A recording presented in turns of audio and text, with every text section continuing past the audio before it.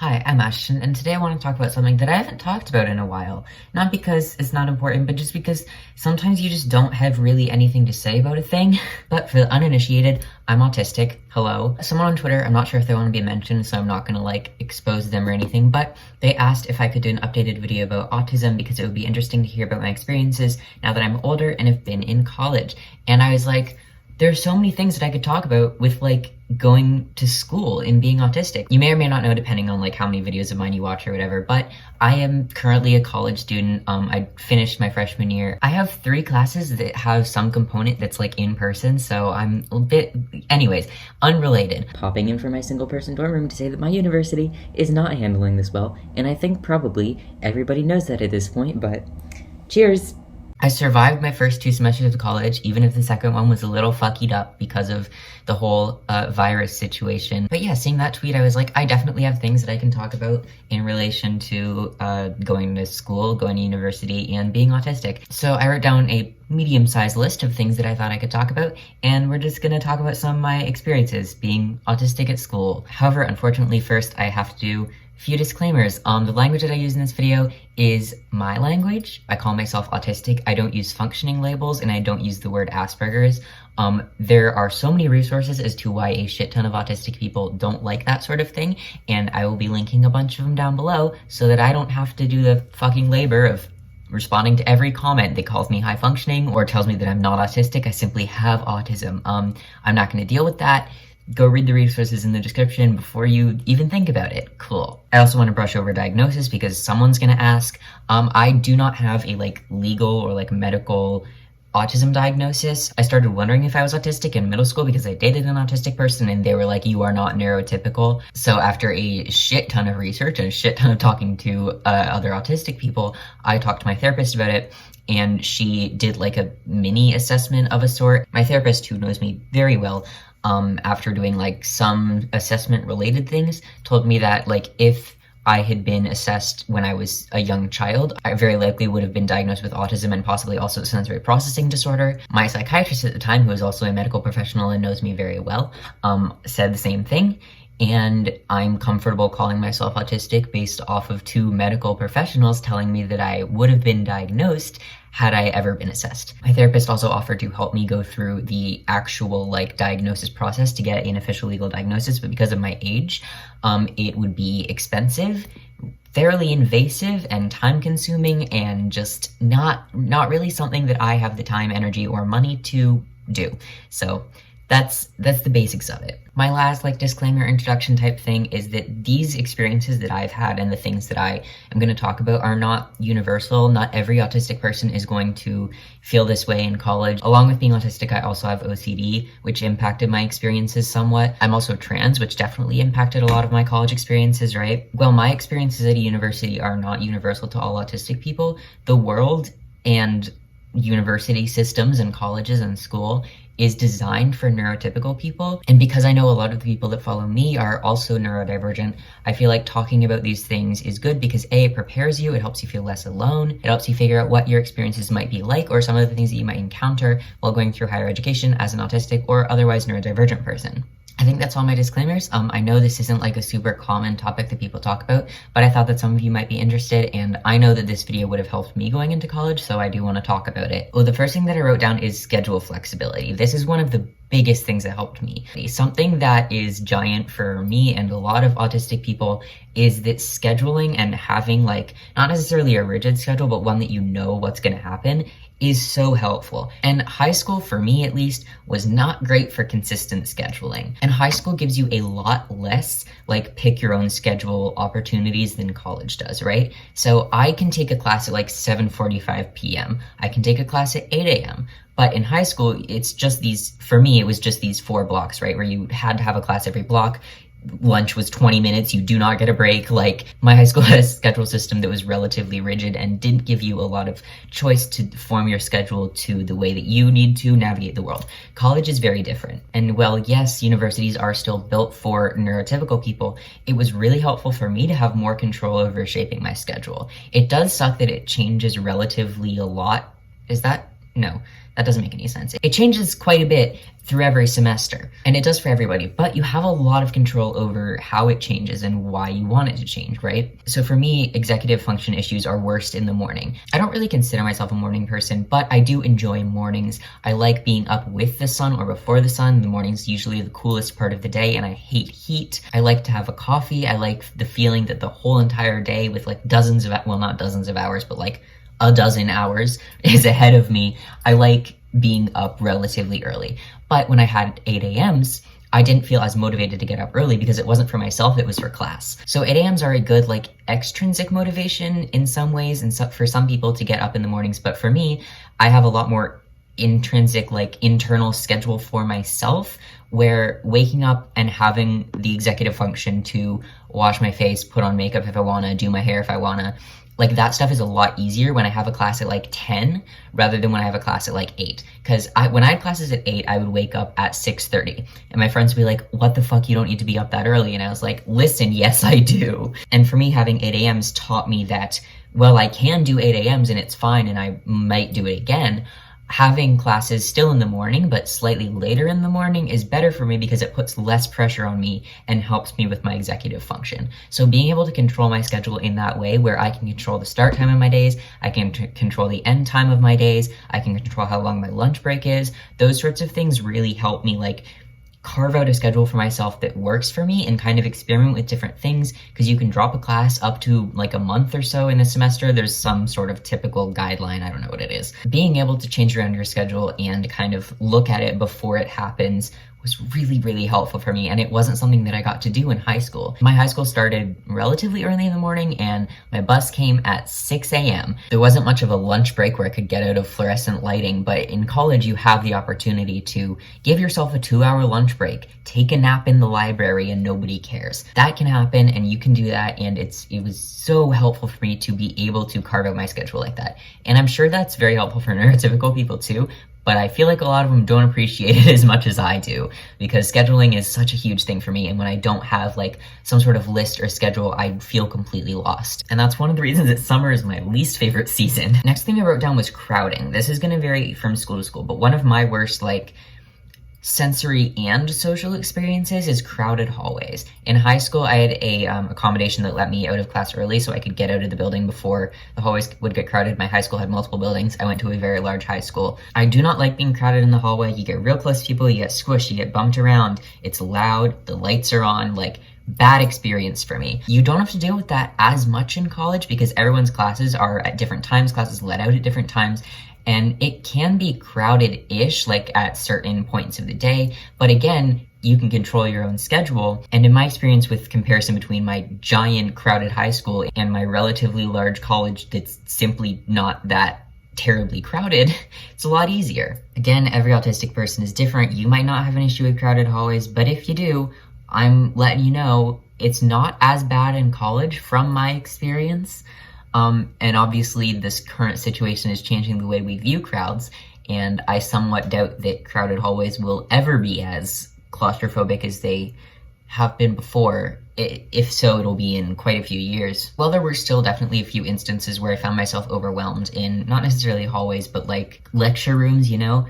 It didn't happen nearly as frequently or as intensely as in high school because there's always an exit. There's not usually as many people. If crowds don't affect you, then like, good for you. But for me, that was a big difference because in high school, it was something that I struggled with a lot. Next, autistic friends. Listen, I love having online autistic friends. If any of you are watching this, I love you. But having autistic friends that you can talk to in real life is amazing. And I really underestimated how much that would impact me and my comfort with being autistic. Having autistic friends is great. Wouldn't trade it for the world, especially fellow trans people, gay people that are also autistic. Like it's so good to feel seen in another person, you know? Like being able to spend time with autistic people and talk about like emotion regulation and relationships and communication and just everything that is so different to me than to like a neurotypical person.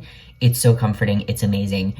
I love the autistic people that I've met, and meeting people that are also gay or trans or whatever and autistic is just It's very good for me. I love it. It's always been easier for me to communicate with other neurodivergent people than neurotypical people, and meeting more neurodivergent people, especially that are not all cishets, has been wonderful. And tangentially related to that, I also, in my experience, have had a lot more like very open communicative relationships in college than in high school. Maybe it's just because I've grown up and we've all grown up, but I feel like more of my relationships now consist of and include really like open and clear communication about how we feel about each other, boundaries that we might need to set, not in like a bad way. This isn't negative, this is good. Like, I very much enjoyed that a lot more of my relationships are very open to talking about anything and talking about the relationship itself and kind of getting into meta conversations about conversations and how we communicate. Especially for me as an autistic person, it's very, very helpful to have people very clearly communicate with me, because if you like drop hints about not wanting to talk to me, or if you drop hints about wanting to talk to me, I am not going to pick up on them. But so many of my friends and like the closest friends I have now, we very much like got to be friends with each other just by being like, hey, we should be friends. Would you like to go to lunch? And that for me is so much easier than like any sort of dropping hints. That just, it doesn't work for me. So that's been very helpful. I very much like the more open communication style that I feel I've had in college. Again, this might not apply to everyone. This might just be because I'm gay. And that's something that like before college, I'd only ever really experienced with my boyfriend, which I love, and it's great, and I love him, and I love being in a relationship with him. But it's a really nice thing to have in friendships too, and it's not something that I ever really thought would be as helpful as it has been. It's similar to the scheduling thing where I can survive without it, but a relationship like the ones I have now just feels so much better and are so much easier to navigate for me, and it's good. All right, next one won't be so positive. Something that I have kind of mixed feelings about is dining halls. I have a lot of trouble asking for food that I want, and that's, I think, both related to being autistic and also my history of like disordered eating. But yeah, I have a lot of trouble asking for things that I want in the first place, and combining that with food is difficult. And the vegan stations, very often you had to talk to someone and ask for what you wanted. You couldn't just pick it up. And that's how it's going to be more so this year because of the change that they're making due to the current situation, and I am scared. I did struggle with that. I got slightly better about it as the year progressed, and I'm hoping I'll be able to manage it this year. But I would oftentimes kind of not get the food that I wanted because I didn't want to talk to someone serving it. My own inhibitions about food and asking for things that I need kind of held me back. That said, dining halls in college are infinitely better than the cafeteria in high school that I had to sit in, because boy was that a sensory hell. So loud. The dining halls never get that loud. They would sometimes be crowded, but never to like the congested, crowded point usually. And again, because you have so much control over your schedule, you can definitely control when you go to the dining hall for the most part. A lot of autistic people have comfort foods, including myself, and sometimes they might be at the dining hall, sometimes they might not be. It really depends on you, and it depends on your school, so I can't really speak to that. My school, and probably most schools at this point, have an online menu where you can check beforehand, so you don't have to swipe in, you don't have to pay before you know what's on the menu, which is helpful. All right, moving on from dining halls, I want to talk about one of my biggest struggles, which was my room last year. Some of you may know that I had a roommate, which was not great for me. I don't want to like shit talk my roommate on the internet. He doesn't know that this channel exists, but like, I did not have a very good roommate experience, and it wasn't necessarily all my roommate's fault. It was also because I don't function well with a roommate that I don't know, or necessarily a roommate that I'm not super duper duper close with, right? There are a lot of things that I need to be able to like atmospherically control to be comfortable. I need to be very cold all the time. Because I have a really hard time inconveniencing other people, I would push myself to stay up later than I actually wanted to, so that he wouldn't have to turn up the light or hang up the phone on his girlfriend. And that wasn't great for me, especially because I had so many 8 a.m. classes. Again, I really don't want to shit talk him, but there were just a lot of like differences between the way that we wanted our environments to be. Almost all the time, I could not study there. I couldn't get any work done in my room, and hopefully that'll be different this year because I have a single, which I'm really excited about. I could regulate myself in a library very well because it's usually fairly quiet. I can go up a couple floors if I need it to be more quiet. There are private study rooms that you can either reserve or just go in if no one's in there. There's definitely a lot of like spaces where I could find a good place for me to study. I'm really sad that the libraries aren't going to be very open this year, but I totally understand why. One of my favorites is they have these desks that are like like there's just wood in front of you and then to both of your sides, so you just like have to block everything else, and you can put in earbuds and you won't hear anybody else and you won't see anybody else and nobody else will see you really, or you feel like nobody else will see you, and it's lovely. So although I struggled a lot with not feeling at home in my own bedroom, that was weird and I didn't like it, and I didn't like feeling not at home there. And a lot of it was also that I lived in a suite, so I lived with 7 cisgender men who didn't know I was trans, which was very stressful for me. Autism-wise, I really struggle focusing or doing anything if my environment isn't like self-regulated, and I didn't feel like I could openly stim in my room. I didn't feel like I could change the environment to how I needed it to be, so I very oftentimes was just not in my room. And I found solutions, right, with the library and outside and other places, but like it wasn't ideal, and I would like to be able to feel safe in my room. Whether or not you're autistic, I would recommend that you figure out what you need in a roommate and what you need in a room in general. And even though I oftentimes know my boundaries, I am very not good at asserting them, especially with people that I don't know. Again, like I said at the beginning, this experience isn't universal. You might be super social and love your roommate, especially if you come in with someone that you already know and is going to be your roommate. And it's also extra difficult for me because I'm trans and I was in a suite with a shit ton of cis guys, and our bathroom was disgusting. Don't even get me started. But like, that's an experience I had. That's an experience that I want you to think about before you go to college. You don't have to be scared. It's all going to turn out okay, but it's something that you might deal with. Moving on to something a bit more inconsequential, but still something that was weird, was like the people that would be on campus that aren't like students or like community members necessarily. I'm mostly talking about the religious people. I don't know if this is common outside of like the South, but there were quite a few people that were well known for like being very imposing and intense sometimes on campus, including Gary, who has his own Wikipedia page. And I have like many weird experiences with those dudes, right? Because I look like this. I'm leaving the dining hall. I check my watch because I have a class later, and dude that's like giving out brochures walks up to me, and though I'm obviously staring at my watch, trying to not acknowledge his presence at all because I know exactly what he's doing, he screams at me from like 2 feet away, "It's time for you to get with Jesus." And my immediate thought was, this man wants me to fuck Jesus, which is obviously not the case. And oftentimes in those situations, I don't know socially how to respond. Sometimes random people will talk to you, and sometimes you will not know how to respond to that. And I oftentimes felt guilty for that, but it's okay to not know how to respond to that, because if a street preacher is yelling at you, they don't deserve a response from you. I also wanted to touch a bit on psych classes. If you don't know, I'm a psychology major. I'm probably going to double major in philosophy also, and I have a sexuality studies minor. But in psych classes, they talk about neurodivergence, you know, and sometimes it is not good. I haven't taken a shit ton of psych classes yet, even though I am a psych major. Psych classes are very highly sought after, and you don't always get into them until you're an upperclassman. One of the classes that I've taken is Intro to Clinical Psych, which I think every psych major has to take, but regardless, I want to take it. I want to be a clinical psychologist. And whenever autism was mentioned, I felt very awkward, and I think I was the only autistic person in the class, because it was like a conversation-based class, so it was relatively small and we talked about things all the time. So I, you know, typically would provide my input on autism-related things because I know more about it than probably most autistic people that are just like college sophomores or freshmen, right? Especially because a lot of the class wasn't necessarily based on like treatment methods necessarily, but it was about like the history of therapy and clinical psychology and the school path leads you into it and different things that you might deal with when you're a therapist. Like, it's a lot of stuff. But I remember a couple times where I was talking about autism and the entire class was looking at you. And I guess that's what happens when you talk. But you know how you can tell the difference between people looking at you because you're talking and looking at you because you're like the class pet, because you're the fun neurodivergent kid? Yeah, that's how I felt. Even within psychology, not everyone's going to be super knowledgeable on neurodivergence, and that's just something that sometimes you gotta fight through.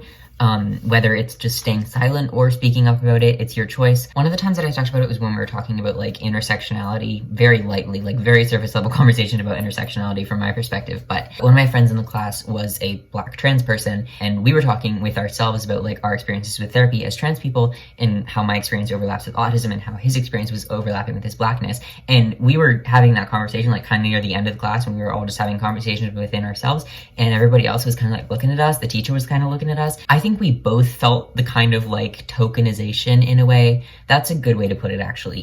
If you are taking psychology and you're neurodivergent, you might feel a little bit tokenized. If you're a trans person and you're taking psychology, you might feel a little bit tokenized. I'm interested to see if/how it changes as I progress through upper levels of psych. Be aware that it's something that I kind of had a shit time with at some points, but on the other hand, it's good to be there and be able to vouch for yourself. So it's a hard double-edged sword, right? And it's something that on one hand I'm glad I experienced so that I could be there and talk about it, but I also wish it didn't have to be the way that it was, which is tokenization-y. Okay, 2 more things I want to talk about. Next, I'll talk a little bit about organizations on campus. So I met most of my friends through the LGBT Center and through people that I knew through the LGBT Center. A lot of the people that I made friends with were also not cis-hets, which is great. And a lot of us are also disabled and or neurodivergent, which is great also. But I do wish there was a space for me to be more openly autistic and talk about it more with other autistic people. And the only organization that I know of on my campus that has to do with autism is partnered with Autism Speaks, and they did a panel where the moderator was from Autism Speaks, and most of the people on the panel were not autistic, and I was very uncomfortable, and I did not go. There are hundreds of organizations on my campus, and there may very well be one related to autism that I don't know about, but because of the one that I know about's partnership with Autism Speaks, I don't want to be involved in it. And honestly, last semester and the semester before, I was way too busy with my own stuff to fight that organization for their collaborations with Autism Speaks. Like, I would have loved to talk to more autistic people and been more involved in spaces, like, focused on us, but not when they are adjacent to Autism Speaks. I didn't want to deal with that. I want to preface me talking about parties with, if you're watching this when it comes out, obviously don't go to parties right now, okay? Cool. Last thing I wanted to touch on a bit, I guess, is parties. A lot of people kind of see parties as like a quintessential college experience. I'm not a fan of them. I talked about before my thing with crowding. Like, I don't call myself straight edge, but I guess I'm straight edge. I'm 19 at this point. I don't drink, I don't do drugs. I don't like identify myself with edge necessarily, but a lot of the like parties that you hear about in college are very like, you know, we're gonna have beer pong and shit. And well, I'm sure those exist, probably more so in frats. I'm not involved in frat life or sorority life. Wait, are sororities frats too? I don't know. You can tell I'm not involved in them. So while that option is there if you do like to party or whatever, it wasn't my thing, and it's honestly not hard to just avoid or not get into if you don't want to, like me. And I haven't been to any like parties where there's like illicit substances, so I can't really speak to it, but I know, because I know myself, I know I wouldn't be comfortable there, not just because I'm straight edge, but the environment of like drugs and alcohol is not my thing. The representations of them that I've seen, there's like lights and there's crowding, and it's not my thing. That said, that doesn't mean I didn't have fun or that I didn't go out. There's goth nights, which I now go to virtually, which is kind of bittersweet, but there's sometimes a casual punk show. There's sometimes an emo cover band night. Those are good. Karaoke nights are kind of fun, especially when you go with your friends and it's emo karaoke. And in first semester, I even went to like a warehouse type party where there was music and like artists and a bunch of different sellers of like weird niche things. It was wonderful. I would go again if it ever happens again. Like, people were playing metal music on the roof. It was great. But when you go to things like goth night, to me it feels more regulated, because like I said, I've never been to your typical college party with drugs and flashing lights or whatever.